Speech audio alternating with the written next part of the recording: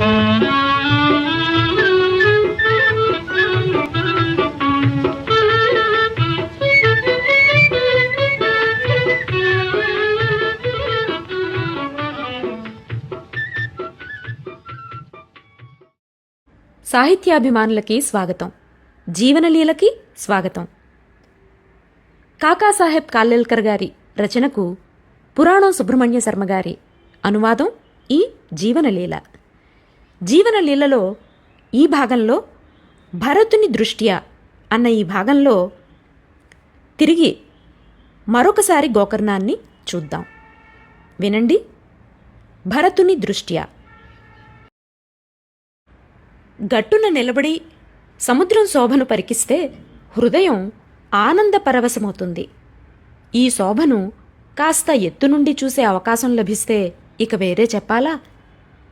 ఓడ టాపు మీద నుంచి కానీ దేవగడం వంటి గుట్టపై నుంచి సముద్రం తీరం మీదకు చేసే ఆక్రమణను చూస్తే అనిర్వచనీయమైన ఆనందం కలుగుతుంది. మనం ఈ సముద్రానికి రాజు అయినట్లు, ఈ తరంగవాహినులు అస్మదాజ్ఞానుసారం ఎదురుగానున్న భూమి భాగమును పాదాక్రాంతం చేస్తున్నట్లు హృదయంలో భావనలు కలిగి ఒక విధమైన గర్వం లోపల ఏర్పడుతుంది. పచ్చగా నల్లగా ఉండే సముద్రపు నీరు దర్జాగా వచ్చి తెల్లటి ఇసుకలో కప్పబడిన తీరమును వేగముగా ఆక్రమించి మరుక్షణంలోనే ఒట్టినే ఇది సరదాకు మాత్రమే అని నవ్వి వెనక్కు వెళ్ళినట్లు అనిపిస్తుంది. ఈ మిథ్యా సంభాషణకు నేను కూడా పకపక నవ్వుతాను. సముద్ర తీరంలో నివసించే వారికి ఈ దృశ్యం సదా లభ్యమవుతుంది.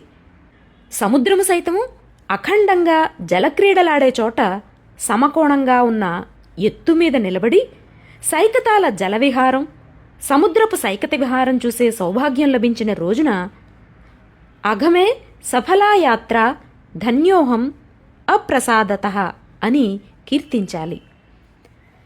1895వ సంవత్సరంలో గోకర్ణం వెళ్ళాను.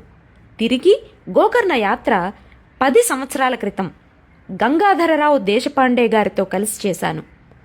ఆ గోకర్ణ పవిత్ర తీరాన సంగమవేళ. సంగమవేళ అంటే గోవుల నుంచి పాలు పితికాక, గోశాలను శుభ్రం చేశాక వనంలో మేపడం కోసం వీటిని ఒక చోటకు చేరుస్తారు. ఆ చేర్చే సమయాన్ని ఉదయం సుమారు 9 గంటలు సంగమవేళ అని అంటారు. ఈ శబ్దము వేదకాలం నుంచి వాడుకలో ఉన్నది. ఇటువంటి సంగమవేళ సముద్ర దర్శనం చేసే సౌభాగ్యం కలగడం చేత ఆనందంతో పరవశం చెందాను. గోకర్ణం వద్ద సముద్ర తటం చాలా చక్కగా విస్తృతంగా ఉంటుంది. కుడివైపు లేక ఉత్తరంగా కార్వారు పర్వతములు, గుట్టలు క్షితిజం వద్ద అస్పష్టంగా కనిపిస్తున్నాయి. ఎడమగా దక్షిణపు దిక్కున రామతీర్థ పర్వతము, దానిమీద కట్టిన భరతుని మందిరం కనిపిస్తున్నది. ఎదురుగా అహోరాత్రాలు అమరుడవై రమ్మని అనంతసాగరం పిలుస్తూ ఉంటుంది. ఇట్టి హృదయాన్ని ఉన్మత్తం చేసే దృశ్యం ఒక పర్యాయం చూశాక అది మళ్లీ మర్చిపోలేము. రామతీర్థ పర్వతం పైకి వెళ్ళి అక్కడి ఝరణిలో స్నానం చేయాలనే సంకల్పం కలుగకపోతే ఈ సాగరం భవ్య దృశ్యాన్ని చూస్తూ తన్మయం చెంది ఉండడం కోరేవాడిని. కొబ్బరి తోటలను, చిన్న చిన్న ఊళ్లను దాటి రామతీర్థం చేరుకున్నాను. అక్కడ ధార కింద కూర్చుని ఆపాదమస్తకము, సాత్విక జీవనానందము లేక స్నానానందము పొంది రామేశ్వరుని దర్శనం చేశాను. శాండిల్య మహారాజనే సాధువు ఇక్కడ ఉచితంగా మందిరం నిర్మించి అసంఖ్యాకులకు ఉత్సాహం కలిగించాడు. ఇక్కడ మందిరం సముద్రంలోనికి చొచ్చుకొనిపోయిన ఒక ఉన్నత పర్వత శిఖరం పైన కట్టారు. మందిరం మీద నుంచి సైకతము, సముద్ర తరంగాలు పరస్పరం ఆలింగనం చేసుకుంటూ క్రీడించడం, మైళ్ల కొద్దీ విస్తరించిన ఆ తీర సౌందర్యాన్ని చక్కగా చూడవచ్చును. 1-2 కొబ్బరి చెట్లు ఇక్కడ నిలబడి సాగరసిక్తా సమ్మేళన క్రీడా దృశ్యాన్ని ఆనందంగా గమనిస్తూ ఉంటాయి. అవి కొమ్మలను ఊపుతూ ఇక్కడే బాగుంటుంది, ఇక్కడి నుంచి చెలియలి కట్ట చక్కగా కనబడుతుంది, రండి అని నవ్వుతూ పిలుస్తాయి. సముద్ర కెరటాలకు అగాధమైన సముద్రజలం సహాయం చేయటం చూశాను. పాపం సైకత సీమకు సహాయం ఎక్కడి నుంచి వస్తుంది? దగ్గరలో పర్వతం ఏదీ లేదు. అందుచేత కొబ్బరి చెట్లు ఇంకా తదితరములు ఈ బాధ్యతను స్వీకరించాయి. ఈ ఎత్తైన చెట్ల పచ్చదనానికి, అఖాతంలోని సముద్ర జలాల పచ్చదనానికి రంగులో తేడా ఉంది, కానీ వాటి కార్యక్రమంలో ఏమీ తేడా లేదు. చెట్లు దిగువనున్న సైకత సీమను ఆశీర్వదిస్తూ ముందుకు చొరుచుకు వచ్చే సాగర తరంగాలకు ప్రోత్సాహం ఇస్తున్నాయి. ఈ దృశ్యం చూడటానికి ఎవరికి మాత్రం తృప్తిగా ఉండదు?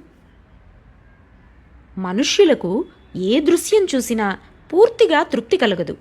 అందుచేత ఒకే చోట నిలబడి అదే దృశ్యం చూస్తూ తృప్తి చెందటం మనుష్యులకు నచ్చదు.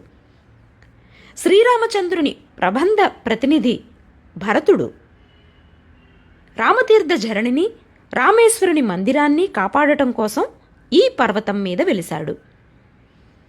తప్పక వారి దర్శనం చేయాలి. వీలైతే యోగ్యమైన చోట ఎత్తుగా నిలబడి భరతుని దృష్ట్యా సాగరాన్ని అవలోకించాలి. ఉన్నతి పొందకుండా విశాల దృష్టి ఎలా సాధ్యం? మెట్లు ఆహ్వానించగా ఆడుతూ పాడుతూ ఎగురుకుంటూ భరతుని మందిరం చెంతకు వచ్చి వాలాను.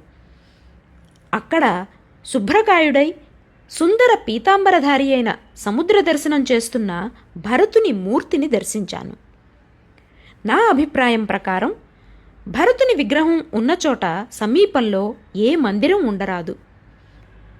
ఎండలో, గాలిలో, వర్షంలో సాగే ఆయన తపశ్చర్యకు అడ్డు పనికిరాదు. సముద్రం నుంచి వీచే శీతల పవనం సూర్యాతపాన్ని సులువుగా పరిహరిస్తుంది. భరతుడు ఆఖరి సూర్యవంశపు రాజనే విషయం ప్రజలు విస్మరించరాదు. వాయుపుత్ర హనుమాన్, సూర్యవంశజుడైన రాఘవులను సంస్మరిస్తూ చాలాసేపు అక్కడే గడిపాను. హృదయంలో భక్తిభావం, సముద్రంలో పోటు ఎక్కువ అయ్యాయి. ఈ భవ్య పావన దృశ్యం చూడగలిగినందుకు రామతీర్థానికి దిక్పాలుని వలె నిలిచిన భరత మహారాజునకు సదా కృతజ్ఞుణ్ణి. మే 1947. ఇది భరతుని దృష్ట్యా గోకర్ణ సముద్ర తీరం. వచ్చేసారి మరో భాగంలో మరొక జలరాశి గురించి చూద్దాం. అంతవరకు సెలవు. నమస్కారం.